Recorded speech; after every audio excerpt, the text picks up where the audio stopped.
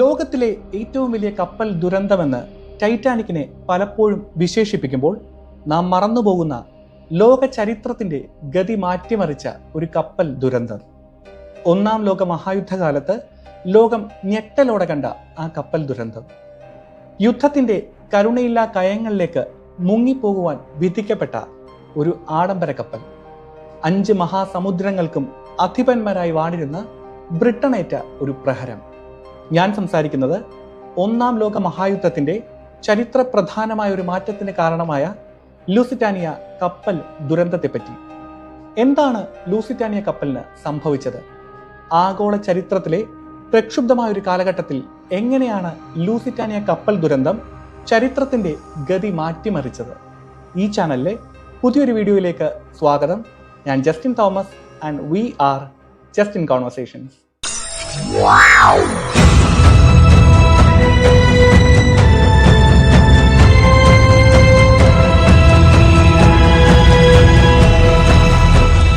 വേഗതയ്ക്കും ആഡംബരത്തിനും അതിന്റെ ദാരുണമായ വിധിക്കും പ്രശസ്തി നേടിയ ഒരു ബ്രിട്ടീഷ് ഓഷ്യൻ ലൈനറായിരുന്നു RMS ലൂസിറ്റാനിയ.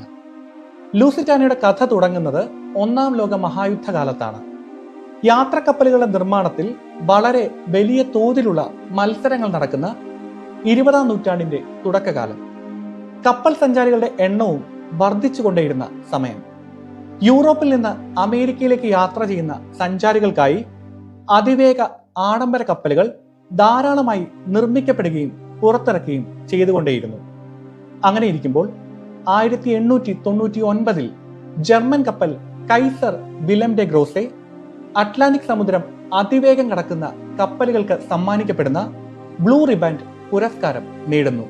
അങ്ങനെ ആദ്യമായി ബ്രിട്ടന് അത്രയും കാലം തങ്ങൾക്ക് ലഭിച്ചുകൊണ്ടിരുന്ന ആ റെക്കോർഡ് നഷ്ടമാകുന്നു. തങ്ങൾക്ക് നഷ്ടമായ ആ റെക്കോർഡ് തിരിച്ചു പിടിക്കുവാൻ എല്ലാ ശ്രമങ്ങളും ബ്രിട്ടൻ തുടങ്ങുന്നു. കുനാഡ് ലൈൻ എന്ന കമ്പനി ബ്രിട്ടീഷ് ഗവൺമെന്റുമായി ഒരു കരാർ ഉണ്ടാക്കുന്നു. അങ്ങനെ 2 ബ്രാൻഡ് ന്യൂ പാസഞ്ചർ കപ്പലുകളുടെ നിർമ്മാണത്തിന് ധനസഹായം നൽകുവാൻ ബ്രിട്ടീഷ് ഗവൺമെന്റ് തീരുമാനിക്കുന്നു. ലൂസിറ്റാനിയയും മൗറിറ്റാനിയയും. എന്നാൽ ഗവൺമെന്റ് ഒരു വ്യവസ്ഥ മുൻപോട്ട് വെക്കുന്നു.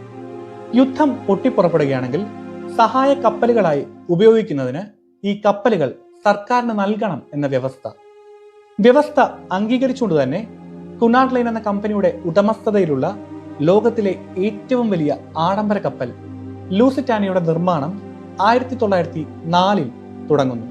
ഉപരിഘടന ഉൾപ്പെടുന്ന നിർമ്മാണത്തിന്റെ ആദ്യഘട്ടം പൂർത്തിയാക്കിയ ശേഷം വലിപ്പത്തിനും വേഗതയ്ക്കും ആഡംബരത്തിനും ഊന്നൽ നൽകി 1906 ജൂൺ 7 ലൂസിറ്റാനിയ ലോഞ്ച് ചെയ്തു.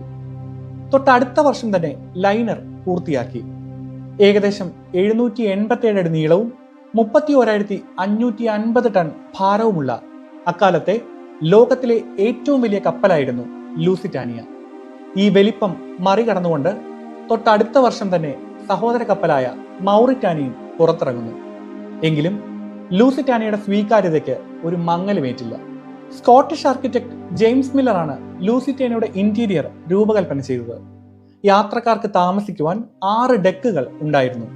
അവയിൽ 2 പൂർണ്ണമായും ഫസ്റ്റ് ക്ലാസ് യാത്രക്കാർക്ക് മാത്രമുള്ളതായിരുന്നു. ഒരു ആഡംബര ഹോട്ടലിന് തുല്യമായിരുന്നു അവ. ഇലക്ട്രിക് ലൈറ്റിംഗ്, എലിവേറ്റേഴ്സ്, ഹീറ്റിംഗ് എന്നിവയും കൊരിന്ത്യൻ കോളങ്ങൾ, മഹാഗണി പാനലുകൾ, സ്റ്റെയിൻഡ് ഗ്ലാസ് വിൻഡോകൾ കൊണ്ട് നിറഞ്ഞ അകത്തളങ്ങളും കപ്പലിന്റെ മനോഹാരിതയും ആഡംബരവും വർദ്ധിപ്പിച്ചു. ബ്രിട്ടീഷ് ഗവൺമെന്റുമായുള്ള വ്യവസ്ഥയുടെ ഭാഗമായി യുദ്ധം പ്രഖ്യാപിച്ചാൽ ആയുധങ്ങളും വെടിക്കോപ്പുകളും കൊണ്ടുപോകാൻ തക്കവണ്ണം ഒരു രഹസ്യ അറയും കപ്പലിനുള്ളിൽ ഉണ്ടായിരുന്നു. അങ്ങനെ ലോകത്തിലെ ഏറ്റവും വലിയ ആഡംബര കപ്പൽ ലൂസിറ്റാനിയ 1907 സെപ്റ്റംബർ 7 ഇംഗ്ലണ്ടിലെ ലിവർപൂളിൽ നിന്ന് ന്യൂയോർക്ക് സിറ്റിയിലേക്ക് അതിന്റെ ആദ്യ യാത്ര പുറപ്പെട്ടു. ഈ യാത്രയ്ക്ക് സാക്ഷ്യം വഹിക്കുവാൻ ഏകദേശം 2 ലക്ഷത്തോളം ആളുകൾ ലിവർപൂളിൽ തടിച്ചുകൂടി. ലൂസിറ്റാനിയ വിജയകരമായി അതിന്റെ ആദ്യ യാത്ര പൂർത്തിയാക്കി. ഏറ്റവും വേഗതയേറിയ അറ്റ്ലാന്റിക് ക്രോസിംഗിനുള്ള ബ്ലൂ റിബൻ അംഗീകാരം ലൂസിറ്റാനിയ തൊട്ടടുത്ത മാസം തന്നെ ബ്രിട്ടന് തിരികെ നേടിക്കൊടുക്കുകയും ചെയ്തു. ഏകദേശം 24 നോട്ടുകളായിരുന്നു ലൂസിറ്റാനിയയുടെ വേഗത. അങ്ങനെ വേഗതയ്ക്കും ആഡംബരത്തിനും ഒരുപോലെ പ്രശസ്തി നേടി ലൂസിറ്റാനിയ അതിന്റെ ജൈത്രയാത്ര തുടർന്നുകൊണ്ടിരുന്നു.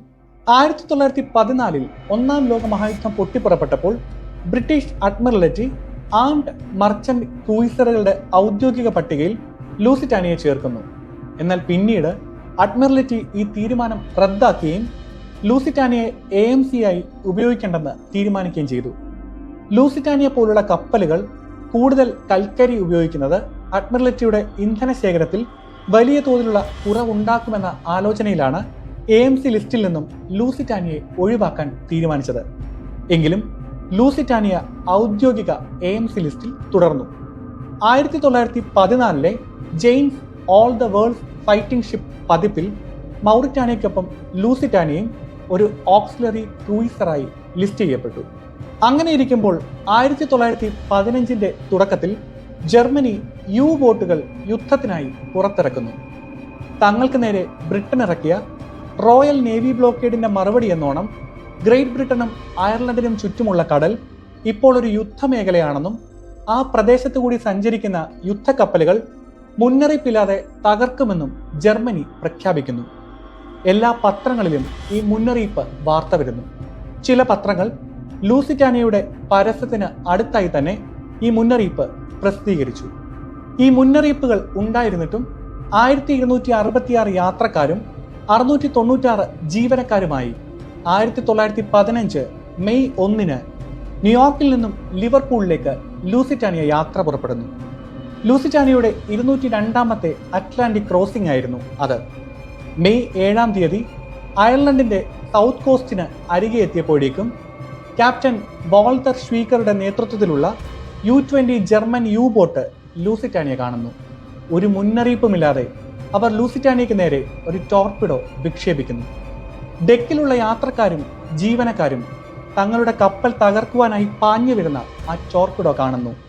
ഒന്ന് ഉറക്കെ നിലവിളിക്ക് മുൻപേ സ്റ്റാർബോർഡ് ബോവിലേക്ക് ടോർപിഡോ ഇടിച്ചു കയറി സ്ഫോടനമുണ്ടാകുന്നു. നിമിഷങ്ങൾക്കകം കപ്പലിനുള്ളിൽ രണ്ടാമതൊരു സ്ഫോടനം കൂടി ഉണ്ടാകുന്നു. ലോകത്തിലേക്കും ഏറ്റവും വലിയ ആഡംബര കപ്പൽ ലൂസിറ്റാനിയ തകർന്നടിയുന്നു. ജീവനക്കാർ ലൈഫ് ബോട്ടുകൾ ഇറക്കുവാനായി തീവ്രമായി ശ്രമിച്ചുകൊണ്ടേയിരുന്നു. 48 ലൈഫ് ബോട്ടുകൾ ഉള്ളതിൽ 6 മാത്രമാണ് വിജയകരമായി ഇറക്കി ആളുകളെ രക്ഷിക്കുവാൻ സാധിച്ചത്. സ്ഫോടനം നടന്ന് 20 മിനിറ്റിനുള്ളിൽ ലൂസിറ്റാനിയ എന്ന വമ്പൻ കപ്പൽ തകർന്ന് സമുദ്രത്തിന്റെ അടിത്തട്ടിലേക്ക് മുങ്ങിപ്പോയി.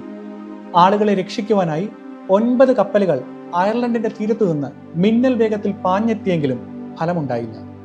1195 പേർ ലൂസിറ്റാനിയ ദുരന്തത്തിൽ മരണപ്പെട്ടു. ഭൂരിഭാഗം ആളുകളും ബ്രിട്ടീഷ് പൗരന്മാരായിരുന്നു. 128 അമേരിക്കക്കാരും ആ കൂട്ടത്തിൽ ഉണ്ടായിരുന്നു. ലൂസിറ്റാനിയ ഒരു ഓക്സിലറി ക്രൂയിസർ ആയതിനാൽ നിയമാനുസൃതമായ ഒരു ദുരന്തമാണ് ഇതെന്ന് പ്രഖ്യാപിച്ചുകൊണ്ട് ജർമ്മനി തങ്ങളുടെ സൈനിക നടപടികളെ ന്യായീകരിച്ചു. ലോകമെമ്പാടും പ്രത്യേകിച്ച് അമേരിക്കയിൽ ലൂസിറ്റാനിയ ദുരന്തം ഒരു ജർമ്മൻ വിരുദ്ധ വികാരത്തിന് തുടക്കമിട്ടു. പ്രസിഡന്റ് വൂഡ്രോ വിൽസൺ ഉടനടി യുദ്ധം പ്രഖ്യാപിക്കുവാൻ സമ്മർദ്ദത്തിലായിരുന്നു. എന്നാൽ അദ്ദേഹത്തിന്റെ ലക്ഷ്യം ചർച്ചകൾ നടത്തി യുദ്ധം അവസാനിപ്പിക്കുക എന്നതായിരുന്നു. ലൂസിറ്റാനിയ ദുരന്തത്തിന് ജർമ്മൻകാർ ക്ഷമാപണം നടത്തണമെന്ന് അദ്ദേഹം പ്രഖ്യാപിച്ചു. എന്നാൽ ഒരു തരത്തിലുള്ള ക്ഷമാപണവും ജർമ്മനിയുടെ ഭാഗത്തു നിന്ന് ഉണ്ടായില്ല. 1-ാം ലോക മഹായുദ്ധത്തിന്റെ തുടക്കത്തിൽ നിഷ്പക്ഷ നിലപാട് സ്വീകരിച്ച അമേരിക്ക 1917 സഖ്യകക്ഷികൾക്കൊപ്പം യുദ്ധത്തിൽ പങ്കുചേർന്ന് ജർമ്മനി, ഓസ്ട്രിയോ ഹംഗറി, ഓട്ടോമൻ സാമ്രാജ്യം, ബൾഗേറിയ എന്നിവയുൾപ്പെടുന്ന സെൻട്രൽ പവേഴ്സിനെതിരെ വിജയം കൈവരിച്ചു. അങ്ങനെ ലൂസിറ്റാനിയ ദുരന്തം 1-ാം ലോക മഹായുദ്ധത്തിന്റെ ലോക ചരിത്രത്തിന്റെ സുപ്രധാന ഭാഗമായി മാറി.